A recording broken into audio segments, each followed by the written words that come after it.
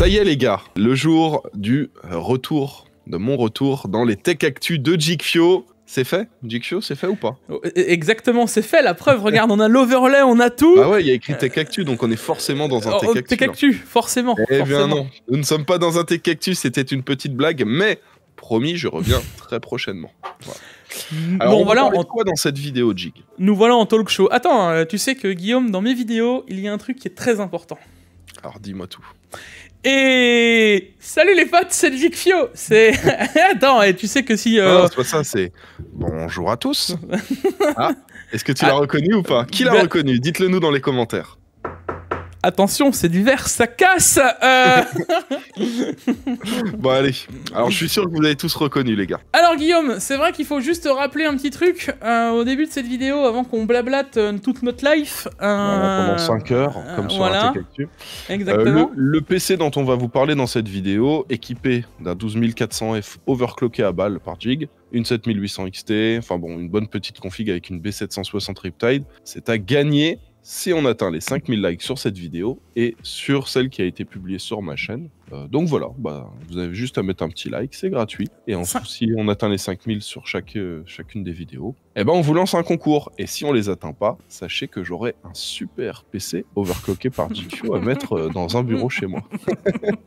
Voilà. Dites-vous juste les gars, ouais, que là, 5000 likes sur les 2 vidéos, et pensez à nous checker sur les réseaux, parce que je pense que ce sera sur tes réseaux que ça va se passer.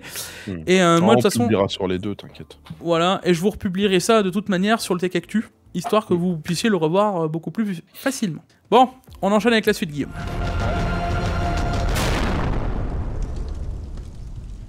La vidéo d'aujourd'hui est sponsorisée par CDK Offer. Bon, je pense que CDK Offer maintenant, tout le monde le connaît sur la chaîne, c'est le partenaire depuis de nombreuses années. Alors comme d'habitude, ce qui nous intéresse, c'est la clé Windows 10 Pro. Petite note, il faut quand même penser que si vous installez Windows 10 Home, Windows 10 Pro, vous vous doutez que ce n'est pas adapté, donc prenez bien la bonne clé en fonction de ce que vous avez besoin.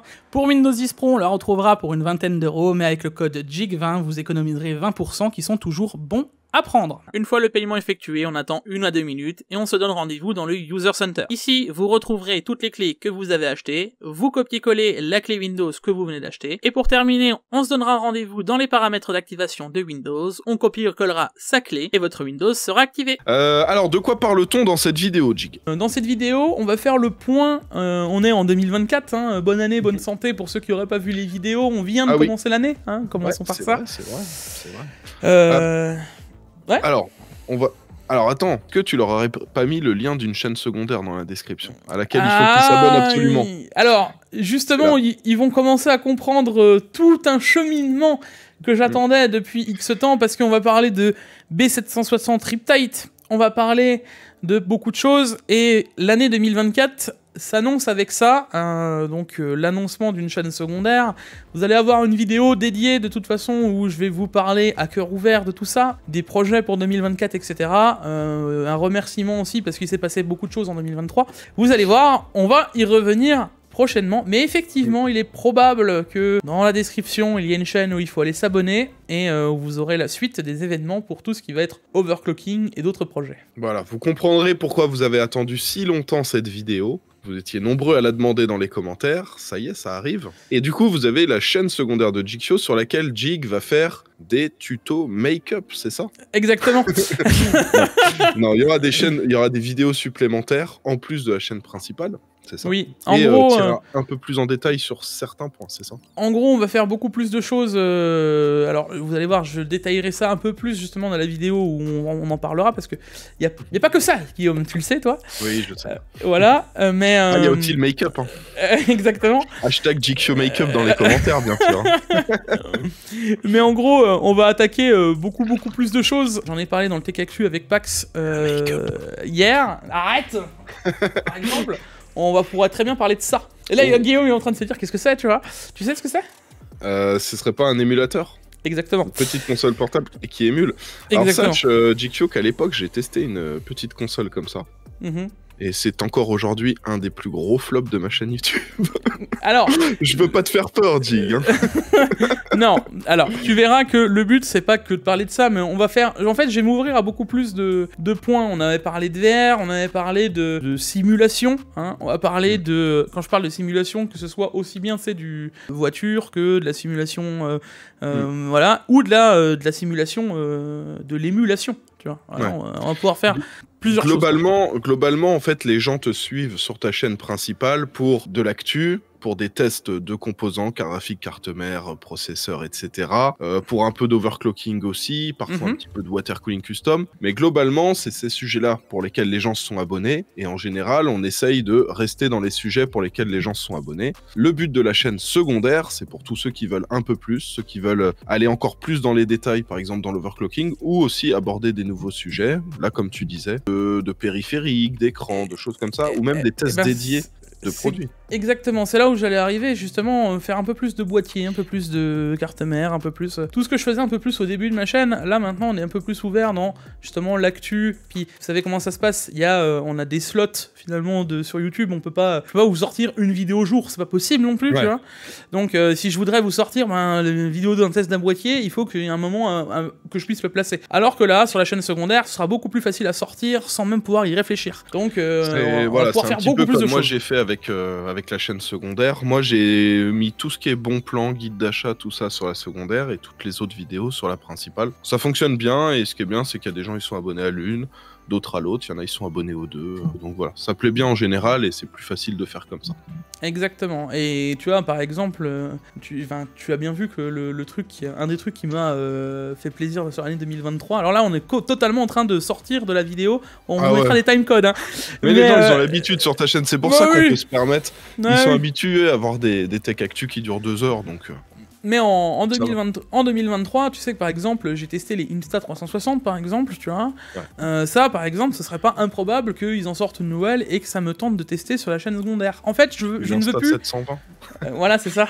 Je ne veux plus me brider à juste de l'hardware brut, mais plus à tout ce qui est tech. Alors, je m'entends à tout ce qui me plaît en tech. Voilà. Donc, attendez-vous à avoir un peu de tout. Voilà. Principalement. Tout ce qui te plaît en tech ou tout ce qui te plaît Lian Li? Non, en tech. Attention. En tech.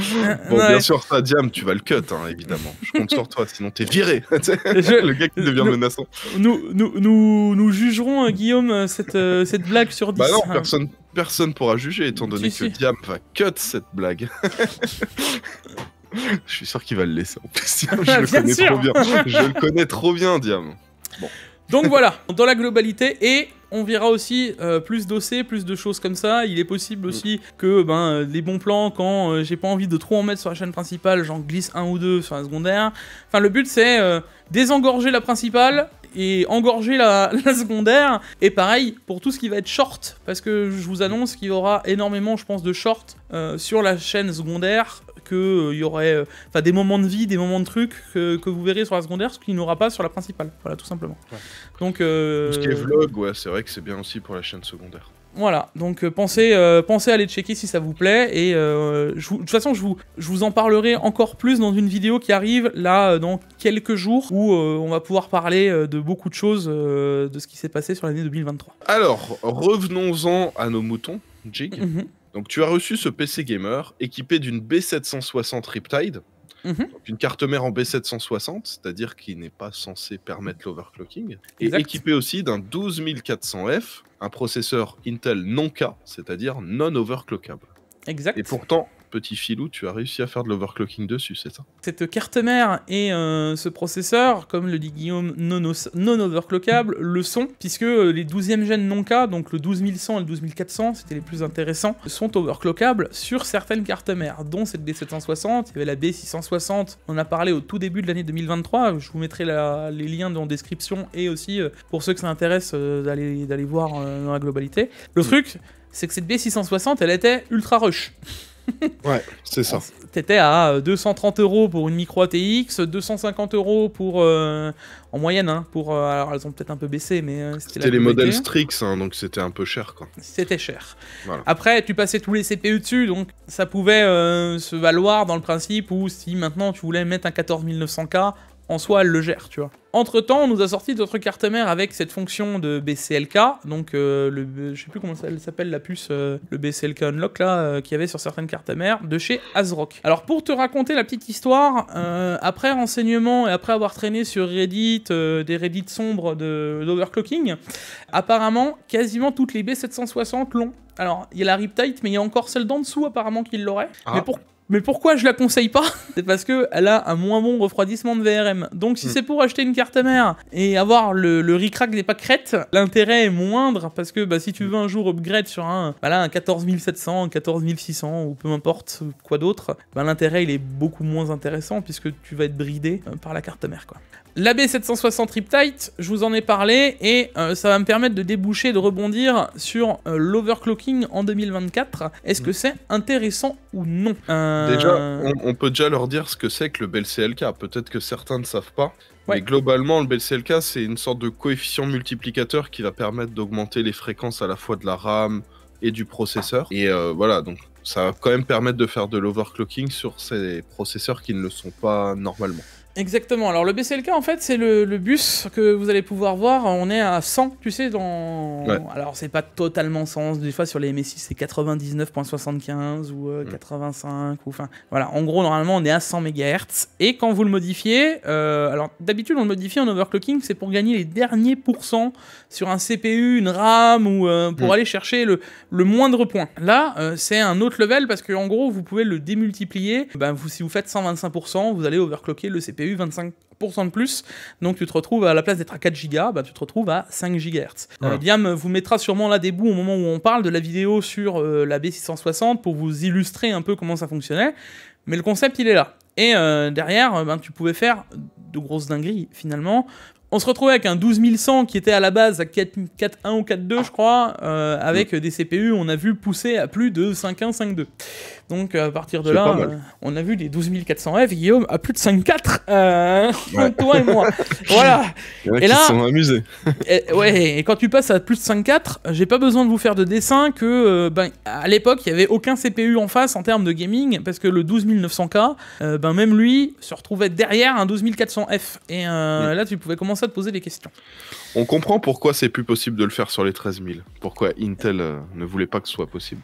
Parce que je te laisse imaginer, on aurait eu un 13500. Tu sais, un 13500 qui est aussi équivalent à 14600K en termes de corps. Je te laisse imaginer, si on aurait pu le faire, on aurait littéralement égalé les CPU, quoi. Le 13600K n'aurait plus eu lieu d'être, en vrai. Donc, bon, et ça me permet du coup de rebondir sur l'overclocking en 2024. La dernière fois qu'on en avait parlé, Guillaume, c'était sur ta chaîne en sortie de confinement. Et on avait parlé de... Est-ce que c'est dangereux? Est-ce que... alors je pense qu'on peut refaire un point sur ce qu'est l'overclocking au final.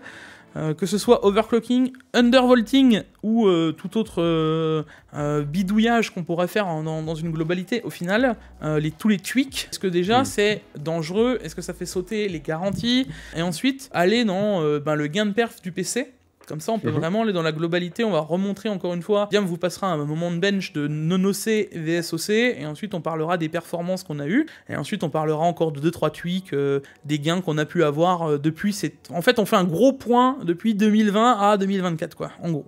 Donc, globalement, l'overclocking, c'est augmenter les fréquences d'un élément du PC. Ça peut être le processeur, ça peut être la RAM, ça peut être la carte graphique, voilà. Quand on augmente les fréquences, ça permet de gagner en performance. Pour augmenter les fréquences, on peut les augmenter un petit peu par défaut, mais si on touche à tout ce qui est voltage, par exemple du processeur, ça permet d'aller encore plus loin. Mais le souci quand on fait ça, c'est que plus le voltage augmente, plus la chauffe augmente, et plus il faut refroidir correctement un PC. Donc le but quand on va faire de l'overclocking, ça va être de trouver le parfait compromis avec la config qu'on a, le refroidissement qu'on a, l'alimentation qu'on a, pour avoir un maximum d'alimentation pour son processeur, pour avoir tiré derrière les meilleures fréquences, et ensuite avoir le plus de performance possible, tout en ayant une config stable. Parce qu'on peut monter très loin, mais on peut avoir des crashs. Le but, c'est de trouver la limite où on n'a pas de crash sur son PC. Donc c'est ça pour le processeur, c'est ça pour la RAM, et c'est ça pour la carte graphique. Donc ça pour l'écran, c'est ça pour plein de choses en vrai. C'est ça pour plein de choses. Hein. C'est vrai qu'il y a des écrans 144 Hz, il y en a, ils les montent à 160. et ça tient. Donc voilà. Donc en gros, l'overclocking c'est ça. Est-ce que c'est risqué? Jigsaw, à ton actif, combien de cartes graphiques as-tu cassé en faisant de l'overclocking et combien de processeurs as-tu cassé en faisant de l'overclocking processeur? Alors, sur une carte graphique, 0. Jamais. Il n'y a pas de risque. Ce qu'il faut savoir, c'est qu'il y a énormément de sécurité au niveau de la carte graphique. Quand on overclock son processeur, il y a plein de sécurité aussi au niveau de la carte mère pour éviter qu'il y ait des problèmes de surchauffe, pour que ça reste stable. Donc c'est pour ça que des fois, quand on fait des overclocking et qu'on va un peu trop loin, on a des blue screen ou alors le PC redémarre. Mais en soi, il n'y a pas de risque pour le processeur, il n'y a pas de risque pour la carte graphique. Sauf si vous appelez Jigsaw et que vous amusez à utiliser de l'azote liquide. More Power Tool, que vous vous amusez à débloquer toutes les sécurités qui ont été mises en place. Et là, il y a des risques. Donc, dans tous les cas, si vous utilisez More Power Tools, vous êtes conscient que c'est risqué en général. Nous, les techniques à chaque fois qu'on donne, c'est avec MSI Afterburner. Voilà, avec ça, il n'y a aucun risque pour overclocker sa carte graphique et ça permet parfois de gagner des performances, Jig. Exactement, on dirait même plus loin. Moi, je peux même dire qu'on peut overclocker tout en gagnant de la température. Tu le disais, la température est l'ennemi de l'overclocker. Au final, c'est là où est le problème. La température, plus tu vas augmenter les tensions, plus ça va chauffer. À l'inverse, tu peux très bien overclocker dans les limites constructeurs, parce qu'il y a toujours une fourchette, chaque composant est différent, ça aussi on peut le rappeler, c'est pas parce que tu as une 7800 XT que moi j'aurai overclocké à 8% que quelqu'un ne va pas l'overclocker à 15 et qu'un autre, il n'en aura que 5. Mais dites-vous que c'est très rare qu'il n'y ait aucune fourchette tout court.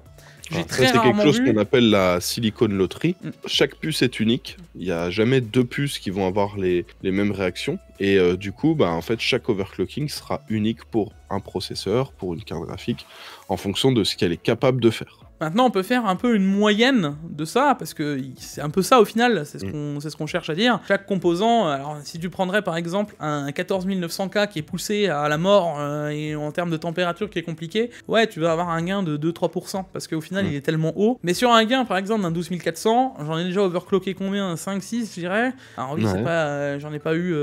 je travaille pas chez Intel, les gars, hein, je reçois pas des caisses de 12400, mais sur les 6 que j'ai eu, le seul qui n'est pas monté au-delà de 5.1, c'était le tien d'ailleurs.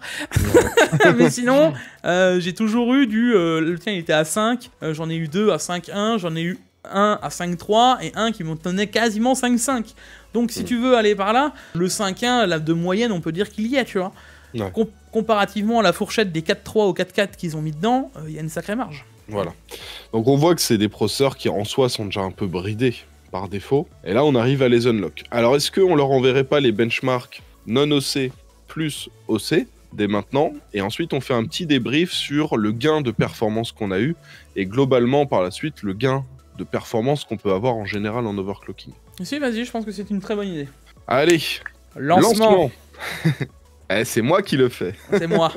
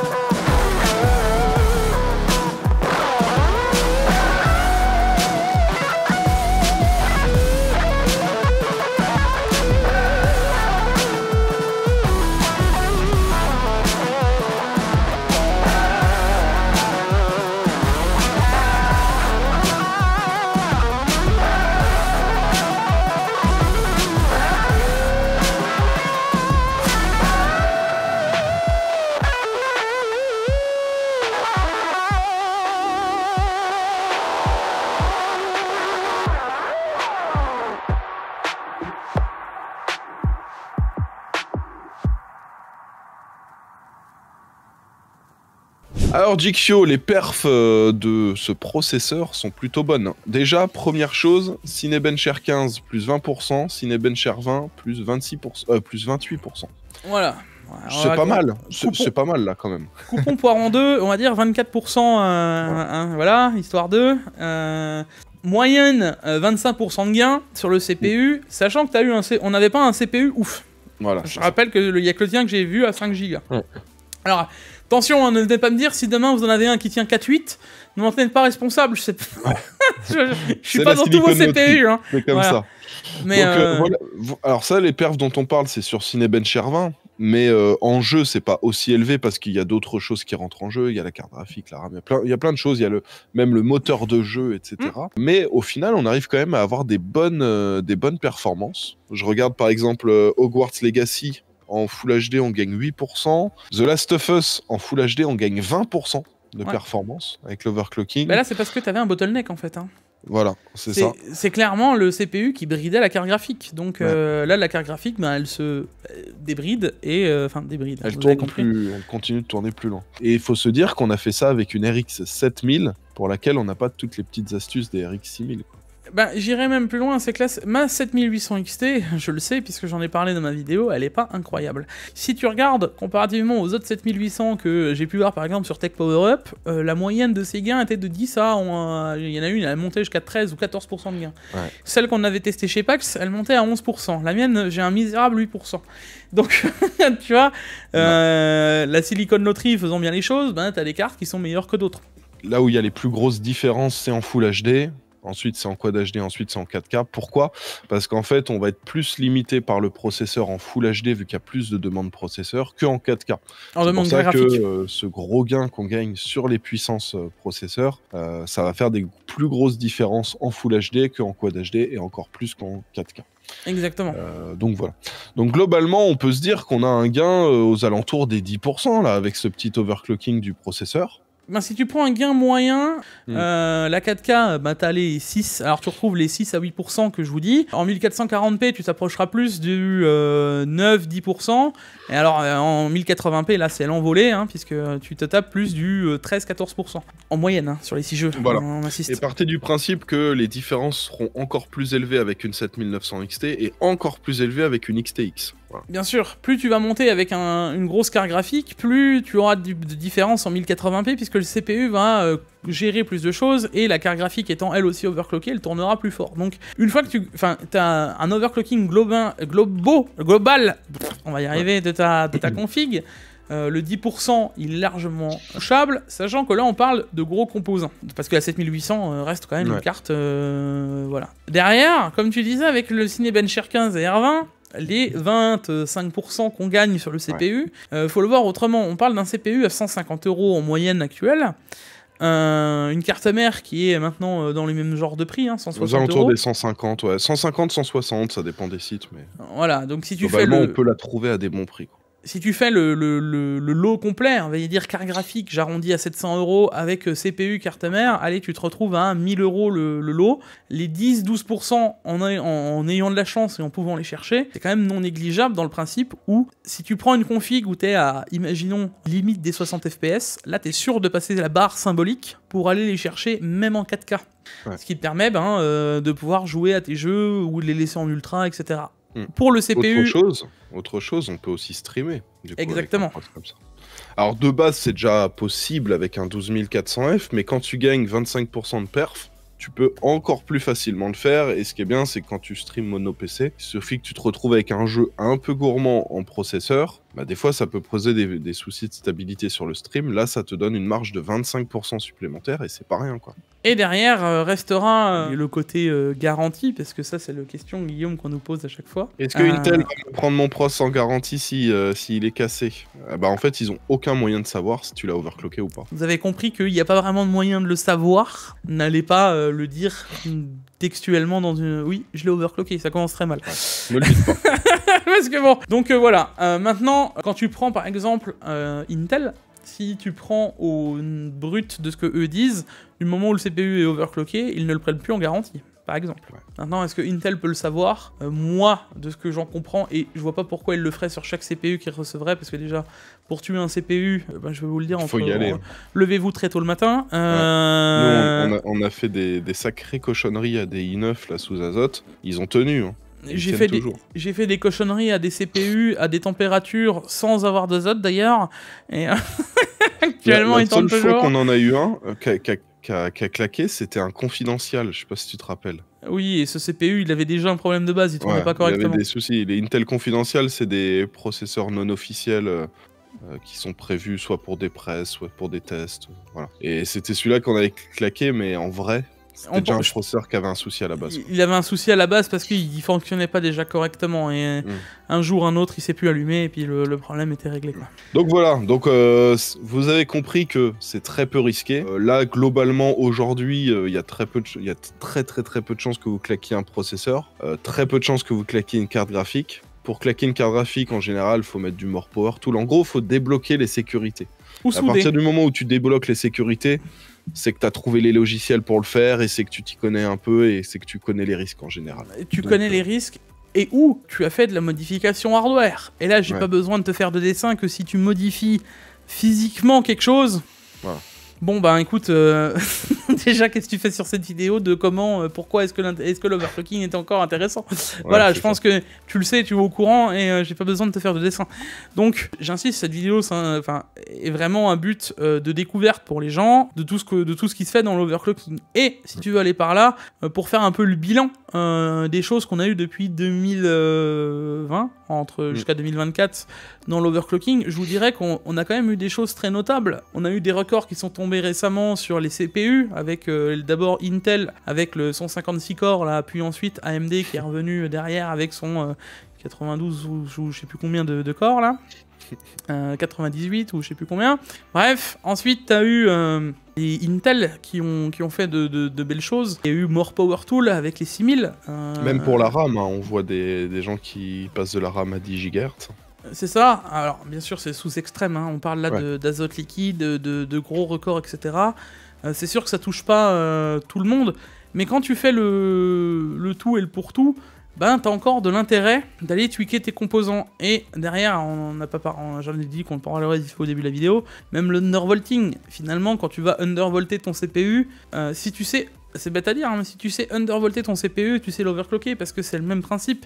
Tu vas chercher une tension plus basse pour qu'il consomme moins, pour qu'il ait toujours les mêmes performances. C'est la même chose que l'overclocking dans le sens. Au lieu d'augmenter la fréquence le plus possible pour que ça tienne ton voltage, et ben en fait tu vas garder la même fréquence et réduire le voltage jusqu'à ce que ça tant que ça tient, voilà.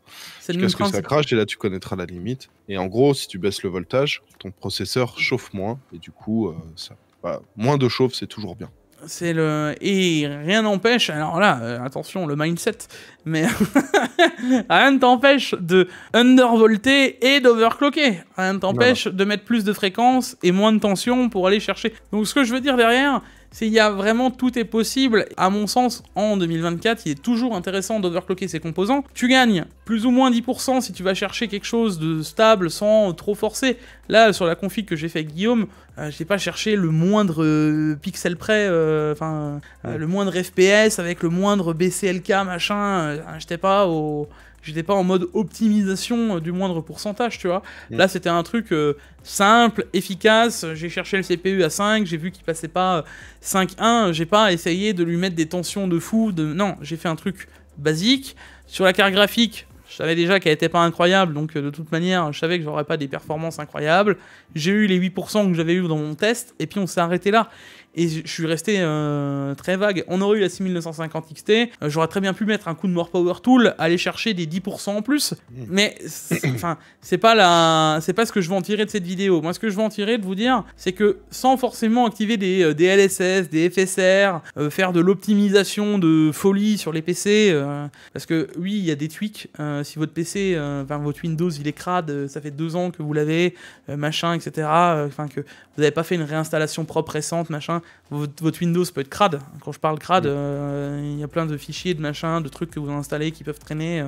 Alors il y a des pertes de performance. Basiquement, si vous avez une config que vous venez d'acheter qui est propre, machin, et que vous prenez soin de votre config, sans aller dans des tweaks de folie, et souvent quand on parle d'optimisation de PC, de machin, de ceci, cela, et que vous vous rendez compte qu'il y a des gains substantiels, au final c'est la plupart du temps des overclocking que les gens vous auront appliqué via des softs. Donc ce que je veux dire derrière, l'overclocking à mon sens, les 10% qu'on gagne en gain, bah, sont toujours bons à prendre, puisqu'ils permettent soit de faire durer vos composants dans la durée. Ce que je veux dire, demain vous pouvez être dans une situation où votre config, exemple type, vous avez encore une 1080 Ti et un 8700K, vous vous sentez un peu limite en gaming sur les dernières sorties, rien ne vous empêche de pas overclocker, de gagner 10% et de continuer à utiliser les derniers 10% de gains jusqu'aux sorties des RTX 5000. Alors un autre truc qui est important aussi, c'est qu'on peut se dire, voilà, 10% de perf, ça permet d'avoir une carte graphique qui est presque aussi puissante que le modèle juste au-dessus. Exact. Quand on regarde par exemple un modèle classique et un modèle TI ou un modèle super, voilà, des fois on a 5%, 10%, 8%, voilà. Si on gagne les 10%, on fait l'économie entre la différence de prix entre les deux cartes. Plus bel exemple, la 7900 XT, c'est vrai qu'on a parlé de la 7008, mais souviens-toi avec la 7009, c'est là où j'ai eu le plus gros gain en global et tu te retrouves avec la performance d'une 4080. T'as une 4080 avec 20 Go de VRAM, puisque elle a plus de gigas de VRAM, au final tu t'en sors pas mal. Alors, je vois voir arriver avec oui mais tu peux overclocking 4080 et lui sortir 8 ou 9% aussi, bien sûr. On compare les prix quand tu veux, entre une 7900 XT à 800 € et une 4080 au moins cher à 1200 au moins cher. Tu te retrouves vite à des cartes à 1003, 1004. Bon, j'ai pas besoin de te faire de dessin que la 7900 XT overclockée, même si tu la payes 800 € et que tu te tapes une de mes vidéos de 50 minutes, je pense que c'est plus rentable en termes de rapport perf-prix que tout ça. Voilà, donc globalement, l'overclocking c'est efficace, on peut espérer avoir 10% de perf. Il n'y a pas vraiment de risque pour vos composants, sauf si vous allez vraiment très très loin dans l'overclocking. Et là, en général, quand vous utilisez ce genre de logiciel qui débloque, qui débride les sécurités, vous savez un peu ce que vous faites. Donc globalement, l'overclocking, Jig, en 2024, c'est oui ou c'est non? Alors je te dirais, c'est ça, on peut terminer là-dessus. C'est très bien pour finir. Je te dirais que dans la globalité, c'est oui, et il y a du non aussi. À l'inverse qu'en 2020, on était moins là-dedans. Alors il y avait déjà des CPU qui en abusaient. Souviens-toi, le 11900K était sorti très peu de temps après. Le 10900K était déjà présent, mais ça allait encore. Là maintenant, on se retrouve avec des CPU comme des 12000, 13000, 14900K. Alors là, c'est une catastrophe. Mais avec des CPU qui sont déjà poussés à un tel point où là, je vous dirais que l'overclocking est complètement inintéressant. Simplement parce que tu vas gagner 2%, 3%. Et trop de gens vont en abuser de ça sur YouTube ou à gauche ou à droite, qui vont vous dire ouais, l'overclocking ça vaut plus rien, machin, blablabla. Je suis pas d'accord. Parce que à l'inverse, dans les petites configurations, vous avez peut-être un 7600X de chez AMD, vous avez peut-être même un 7800X 3D, vous avez peut-être là un 12400, vous avez même un 13600K, et bien derrière, tu peux aller chercher les performances que tu n'as pas avec un i9. Quand tu vas dans cette réflexion, tu as un 13600K, tu es à 5.2, ce CPU peut très bien monter à 5.7, 5.8 sans avoir un refroidissement de déglinguer et sans avoir un truc, voilà. Et au final, en gaming, tu te retrouves aux performances de ton i9 que tu miroitais, tu vois. Donc au final, à mon sens, il y a un pour, à mon sens, il y a un contre actuellement. Ils n'ont pas totalement tort en vous déconseillant d'overclocker dans le principe où il n'y a pas d'intérêt quand tu as un 13900K, mais dans la partie des gens qui n'ont... De toute façon, il n'y a pas d'intérêt d'avoir un 13900K pour un PC de gamer, enfin je ne comprends pas le principe, mais soit, il y a un intérêt pour tout ce qui est plus petite config. Donc dans la globalité, je te dirais que oui, c'est toujours intéressant, sauf cas exceptionnel de gros composants. Et pour ceux qui pourraient se poser la question, oui, une carte graphique dans quasiment tous les cas, je vous invite à l'overclocker, puisque le gain, de toute façon, il n'y a aucun risque et le gain, il est présent. Donc même une 4090... une 4090 avec 10% de plus, on crache pas dessus. Voilà. Est-ce que tu veux 200 FPS ou 230 ? Voilà. Ou 220, tu vois. Tu veux les 220 FPS. Ça permettra de mettre un paramètre en élevé au lieu de médium, tu vois, c'est toujours ça de prix. Et c'est cadeau. Et c'est cadeau. Et puis, j'ai jamais vu de personne qui s'occupait mieux de leur PC que les gens qui savent overclocker, simplement parce que les composants chauffent moins, les composants sont bien entretenus, et les gens s'y intéressent. Donc au final, à votre place, s'il y a quelqu'un un jour, vous voyez sur le bon coin écrit config overclocké, ben, j'ai moins peur que tu sais, le fameux mensonge que tu as toujours, un config n'a jamais été overclocké, ben prenez peur. Parce que ça veut dire que la personne, elle n'a jamais su gérer sa config au final. Donc, pour moi, il y a moins d'intérêt, quoi. Écoute, je pense qu'on a fait le tour, ça fait du bien de reparler un peu de ce genre de sujet. Dites-nous aussi en commentaire si vous êtes toujours autant intéressés par ce genre de débat et de sujets. Faut pas oublier non plus que cette année, je pense que je vais refaire énormément de tutos dans tout ce qui va être overclocking, que ce soit sur la chaîne principale où ça va être des tutos plus globaux, sur la chaîne secondaire où ça va être des tutos beaucoup plus make-up. Exactement, poussé dans le principe où on va aller beaucoup plus comment bien overclocker sa carte graphique AMD, comment bien overclocker sa carte graphique Nvidia avec les moindres petits paramètres et revenir sur des choses un peu plus précis et voilà, faire un peu plus de choses dans ce style-là. Ok. Bon, entre une carte graphique AMD, une carte graphique Nvidia et une carte graphique Intel, vous allez nous dire dans les commentaires quel est le premier tuto que vous voudriez avoir sur la chaîne de Jig. Ça peut être intéressant. Vous nous dites tout ça dans les commentaires, et puis un petit hashtag pour ceux qui sont encore là à la fin de la vidéo. Le hashtag overclocking. Exact. Et j'en profite, Guillaume, pour terminer. C'est vrai qu'on le rappelle encore à la fin de la vidéo, mais si nous n'avons pas 5000 likes sur cette vidéo qui dure 1h30, vous pourrez pas gagner le PC qu'on a présenté avec Guillaume, parce que oui, le PC, on le rappelle, est à gagner. Donc voilà, si vous êtes arrivé jusque-là, de toute façon, logiquement, si vous êtes arrivé jusque-là, vous avez déjà mis le like. Donc pensez à vérifier, et on vous fait gagner un PC sur les réseaux si on atteint sur la vidéo, la mienne et celle de Guillaume qui sortent en même temps, le nombre de likes nécessaire. Voilà. Dans tous les cas, petit rappel surtout, du coup ce sera pas une 6950 XT comme c'était prévu à la base, ce sera une 7800 XT dans le PC qui sera à gagner pour l'abonné. Et ben c'est cool tout ça. Alors n'oubliez pas le like, n'oubliez pas l'abonnement, la cloche, n'oubliez pas d'aller sur la chaîne secondaire de Jig pour vous abonner, comme ça dès qu'il y a du contenu qui arrive, ce sera bon. Et puis vous pouvez le harceler dans les commentaires de toutes ces vidéos pour qu'il se dépêche de sortir cette B760 sur la chaîne secondaire. Et ben on les laisse là-dessus. Écoute, on peut les laisser là-dessus, on vous fait de gros bisous, hein, voilà, à la prochaine. C'était Guillaume et Jig, des bisous. Ciao, ciao.